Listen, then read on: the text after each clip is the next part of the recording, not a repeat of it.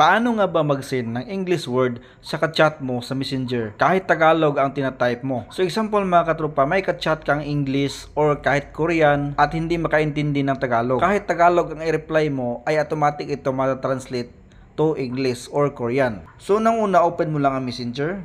At dito sa ka-chat mo sa Messenger, hanapin mo lang sa keyboard itong apat na circle sa baba.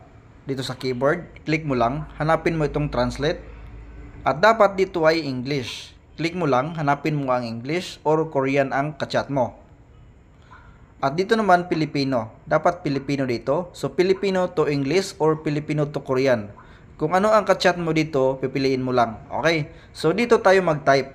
So wag mo lang pansinin ang sa taas. Dito tayo mag-type sa type here to translate. So example mga katropa, nag-type ako dito ng kumusta ka. Automatic ito ma-translate sa taas. How are you? So kahit pagaano kahaba ang i-type mo dito na Tagalog, ay automatic ito mata-translate into English or Korean kung ano ang ka-chat mo dito sa taas. So dapat lang dito ay Filipino at dito naman ay English or Korean kung ano ang ka-chat mo. So pwede mo nang i-send sa ka-chat mo.